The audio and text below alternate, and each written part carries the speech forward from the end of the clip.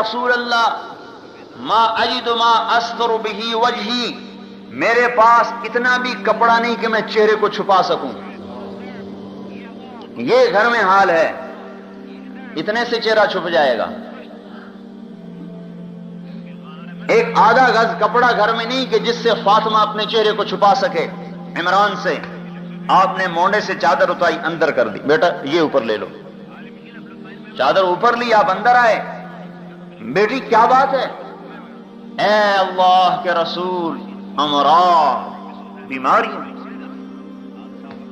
اوجاع، درد، تکلیفیں، مصیبتیں، پریشانی نے کمر توڑ دی اور آنسو نکل پڑے. حضور صلی اللہ علیہ وسلم بھی رونے لگے. کہا بیٹی مت رو، تیرا باپ بھی 3 دن سے بھوکا ہے. باپ بھی بھوکا ہے، بیٹی بھی بھوکی ہے. اور یوں کہا اے بیٹی، عرض علی ربی لیجعل بطحاء مکہ ذهبا فابیت فقلت لا یا رب اجوع یوما واشبع یوما، اذا جعت تضرعت الیک وسألتک واذا شبعت حمدتک وشکرتک.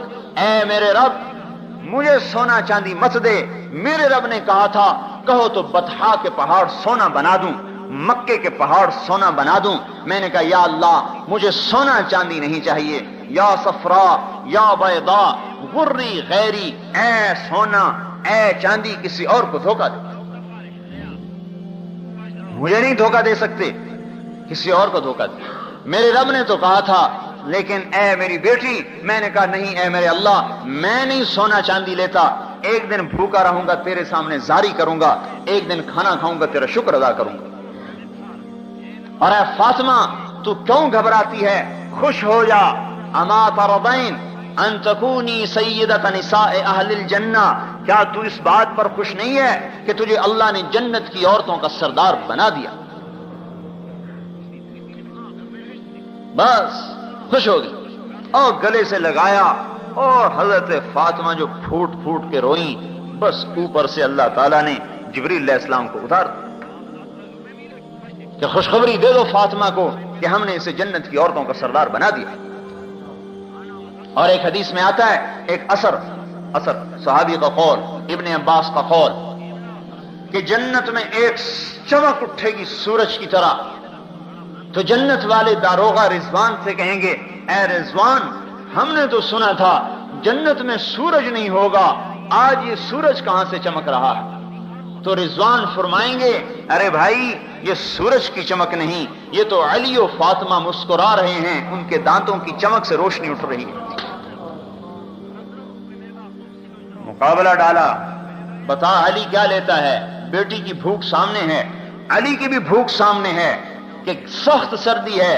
آپ گھر سے نکلتے ہیں، حضرت علی پریشانی میں ٹہل رہے ہیں. علی ما اخرجک، کس چیز نے نکالا تجھے اس حال میں، اس سردی میں؟ یا رسول اللہ اخرجنی الجوع، اے اللہ کے رسول بھوک نے گھر سے نکال دیا، بیٹھا نہیں جاتا، تڑپ بھوک کی، بیٹھا ہی نہیں جاتا گھر میں. اوہو علی، اللہ کی قسم مجھے بھی بھوک نے گھر سے نکالا ہے. آگے چلے، کچھ صحابہ بیٹھے ہوئے تھے. اور یہ آپ کو پتا ہے جب آدمی بھوکا ہو تو سردی اور زیادہ لگتی ہے، سردی اور لگتی ہے. کچھ صحابہ بیٹھے ہوئے تھے. ارے بھائی آپ لوگ کیا کر رہے ہو یہاں؟ یا رسول اللہ کیا کریں، بھوک کی شدت تھی، گھر میں بیٹھا نہیں گیا، باہر آ گیا. اس پر حضور صلی اللہ علیہ وسلم کو ترس آیا. سامنے کھجور کا درخت کھڑا تھا، سردی کا زمانہ. آپ نے کہا علی اس کھجور کے پاس جاؤ اور اس سے کہو کہ تمہیں اللہ کا رسول کہتا ہے ہمیں کھجوریں کھلاؤ. بھائی وہاں تو مانتے تھے، عقلی دلیلیں، عقلی گھوڑے نہیں دوڑاتے تھے. عقلی گھوڑے جب آدمی قرآن حدیث کے سامنے دوڑاتا ہے تو پھر وہ گمراہ ہو جاتا ہے. جو آدمی قرآن حدیث میں عقلی گھوڑے دوڑاتا ہے وہ گمراہ ہو جاتا ہے. اللہ کے امر اور نبی کے طریقے میں عقل کو نہیں لگایا جاتا. تسلیم ہے تسلیم، آمنا، ایمان لائے، سمجھ میں آیا تو بھی، نہیں سمجھ میں آیا تو بھی. اب حضرت علی کے دل میں یہ نہیں آیا، گرمیوں کا زمانہ تو ہے نہیں، سردیوں میں کھجور سے کیا کہوں جا کے. بھاگے جا رہے ہیں، اے کھجور، اللہ کا رسول کہتا ہے کھجوریں کھلاؤ، ٹپ ٹپ آج کھجوریں گرنے لگی، پتوں میں سے روتب، جیسے حضرت مریم کے لیے اللہ نے بتایا وَهُزِّي إِلَيْكِ بِجِذْعِ النَّخْلَةِ تُسَاقِطُ عَلَيْكِ رُطَبًا جَنِيًّا كُلَّمَا دَخَلَ عَلَيْهَا زَكَرِيَّا الْمِحْرَابَ وَجَدَ عِندَهَا رِزْقًا قال يا مريم أنى لك هذا قالت هو من عند الله. کمرہ بند، باہر سے تالا، راستہ کوئی نہیں، مریم اندر تالوں میں بند. حضرت زکریا آتے ہیں، آگے پھل پاتے ہیں، گرمیوں میں سردی کا، سردیوں میں گرمی کا. اے مریم یہ پھل کون لایا؟ ہوا من عند اللہ، اللہ لایا ہے، اللہ کھلاتا ہے. حضرت علی جا رہے ہیں اور کھجوریں گر رہی ہیں، اٹھا کے لائے، تو بھی کھاؤ، ان کو بھی کھلایا، خود بھی کھایا، علی کو بھی کھلایا، بچ گئی. کہا جاؤ فاطمہ کو دے کے آؤ، بھوکی ہوگی. حضرت علی سے مقابلہ ڈال رہے ہیں، بتاؤ کیا لیتا ہے؟ 5000 بکریاں لیتا ہے یا 5 بول سیکھتا ہے جو تیری آخرت میں نفع دیں؟ یہ کیوں نہیں کہا میرے بھائیو اے علی آجا تجھے 5000 بکریاں بھی دے دوں، تجھے 5 بول بھی سکھا دوں؟ یہ کیوں نہیں کہا؟ مقابلہ ڈالا، امت کو بتایا کہ جب میں اپنے داماد کو بھوکا رکھ سکتا ہوں اور اپنے نواسوں کی چیخ و پکار کو سن سکتا ہوں اور اپنی بیٹی سب سے محبوب اور سب سے پیاری بیٹی کے بھوک کے آنسو اگر میں برداشت کر سکتا ہوں اس دین کی خاطر، تو اے میری امت تمہیں بھی برداشت کرنا ہوگا، ورنہ تم میرے ساتھ جوڑ نہیں کھا سکتے، تم میری امت ہونے کا حق ادا نہیں کر سکتے. میرے بھائیوں، آج بیوی بچوں کی محبت نے مسلمان کو حضور کی محبت سے توڑ دیا. آج دکان کی محبت نے مسلمان کو رسول کی محبت سے کاٹ دیا اور اللہ کی محبت سے توڑ دیا. اور صحابہ کہتے تھے نفدیک بأمہاتنا و آبائنا یا رسول اللہ، اے اللہ کے رسول ہمارے ماں باپ آپ پر قربان ہو جائیں. صحابہ یوں کہتے تھے بے ابی انت و امی یا رسول اللہ، اے اللہ کے رسول میرے ماں باپ آپ پر قربان ہو جائیں. سیکھا تھا. حضرت علی نے یہ کیوں نہیں کہا یا رسول اللہ آپ کو تو پتا ہے گھر میں فاقہ، بھوک، مصیبت، پیاس، آپ بکریاں بھی دے دو، آپ بول بھی سکھا دو؟ نہیں، منشا نبوت کو سمجھے کہ اللہ کا رسول مجھے کہہ رہا ہے کہ بتا تجھے آخرت لینی ہے یا دنیا لینی ہے. مقابلہ اللہ ڈال رہا ہے اور یہ مقابلہ قیامت تک چلے گا. خواہش امر اللہ کا، ضرورت ادھر سنت، ادھر برادری ادھر امر، ادھر حکومت ادھر امر، ادھر کرسی ادھر امر، ادھر روزی ادھر امر، ادھر اپنی حاجات ادھر اللہ کا حکم. ایک کو توڑے گا، یا اللہ کا امر توڑ یا ضرورت کو توڑ، یا نبی کی سنت کو توڑ یا اپنی برادری کو توڑ، یا اللہ کے حکم کو پکڑو یا بیوی کو پکڑو، یا اللہ کے حکم کو قربان کرو یا بیوی کو قربان کرو یا بچوں کو قربان کرو. ایک کو قربان کرنا پڑے گا. حضرت علی نے عرض کیا یا رسول اللہ 5,000 شاۃ لمال کثیر، بے شک 5000 بکری بہت بڑا مال ہے. ولیکن علمنی 5 کلمات، مجھے آپ 5 بول سکھا دیجئے، تنفعنی فی الدنیا والآخرہ، جو میری دنیا میں بھی مجھے نفع دیں اور میری آخرت میں مجھے نفع دیں. آپ کا دل خوش ہو گیا، چہرہ کھل گیا کہ علی کامیاب ہو گیا اور مال کے چکر میں نہیں آیا، مال کا دھوکہ نہیں کھایا. ہماری طرح نہیں تھے مسلمان، یا رسول اللہ دونوں ہی دے دو، بکریاں بھی دے دو، بول بھی دے دو. ووسع لی خلقی وطیب لی کسبی وقنعنی بما رزقتنی ولا تذهب قلبی الى شیء صرفته عنی. یہ 5 بول تیرے لیے 5000 بکریوں سے زیادہ بہتر ہے.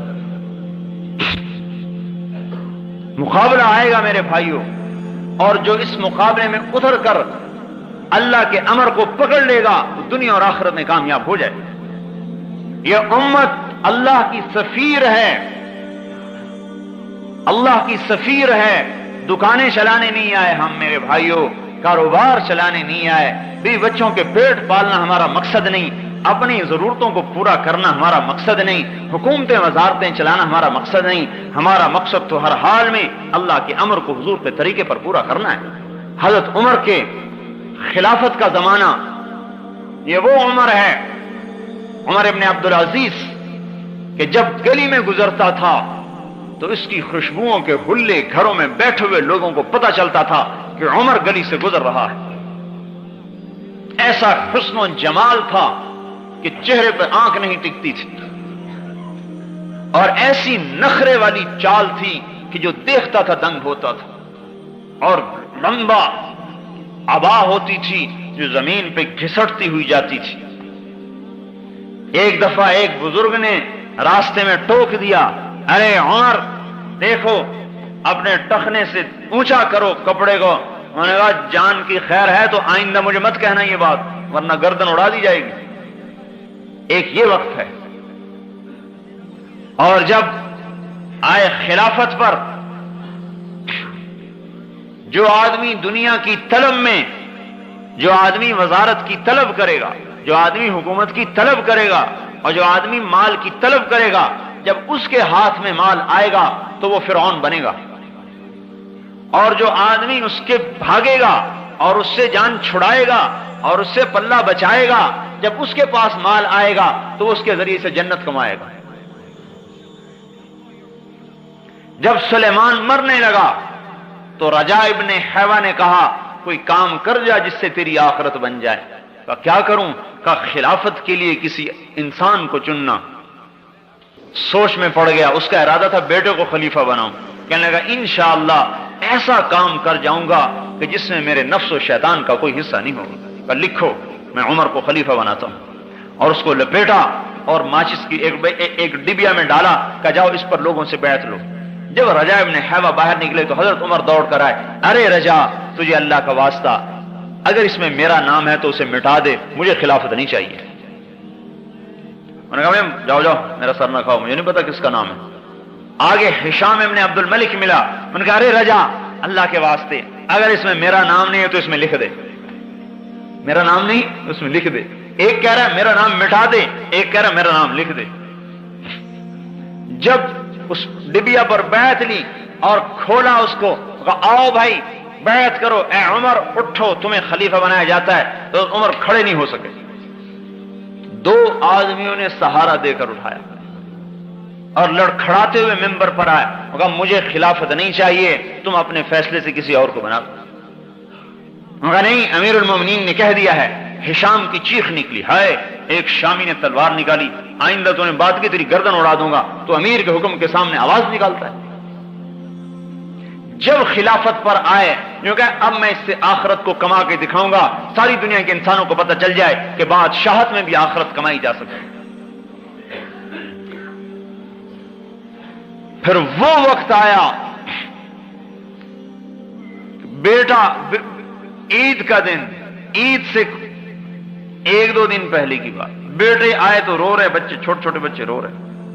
کہنے لگے بچے کیوں رو رہے ہیں؟ انہوں نے کہا یہ یوں کہہ رہے ہیں کہ ہمارے سارے دوستوں نے نئے نئے کپڑے بنوائے ہیں عید کے لیے، اور ہمارا باپ تو امیر المومنین ہے، ہمارے کپڑے پھٹے ہوئے، ہمیں بھی تو کپڑے لے کر دو۔ حضرت عمر نے فرمایا میرے پاس تو پیسے نہیں، میں کہاں سے لے کر دوں؟ وظیفہ لیتے تھے بیت المال سے جو ایک عام مسلمان کا تھا، وہ روٹی میں پانی مشکل سے اسے پورا ہوتا تھا۔ تو بیوی نے کہا اب کیا کریں؟ پھر بچوں کو کیسے سمجھائیں؟ خود تو صبر کر سکتے ہیں، بچے پر آدمی ایمان کو بیچتا ہے، اور جو اولاد پر ایمان کو بیچتا ہے پھر اللہ اس کی اولاد کو بالغ کر کے باپ کے خلاف کھڑا کر دیتا ہے۔ ہاں پھر وہ باپ کی گستاخ بنتی ہے، باپ سے کہتی تو نے میرے لیے کیا ہے، کیا کمایا تو نے ہمارے لیے؟ ہاں چونکہ اس کی جڑوں میں حرام کو ڈالا گیا تھا، اس لیے اب یہ کبھی ماں باپ کی فرما بردار بن کے نہیں چلے گی، یہ ماں کو بھی جوتے مارے گا اور باپ کو بھی جوتے مارے گا۔ حضرت عمر نے کہا میں کہاں سے دوں، میرے پاس تو پیسے نہیں ہیں۔ کہا تو کیا کریں، ان کو کیسے سمجھائیں؟ انہوں نے کہا میں کیسے سمجھاؤں؟ بیوی نے کہا ایک مجھے ترکیب سمجھ میں آئی کہ آپ اپنا وظیفہ پیشگی لے لیجئے، جو مہینے کا وظیفہ ملتا ہے آپ پیشگی لے لیں، ہمارا بچوں کی کپڑے بن جائیں گے، ہم صبر کر لیں گے۔ کہنے لگے یہ ٹھیک، اپنا خادم نہیں، غلام ہے، غلام، زر خرید، مزاحم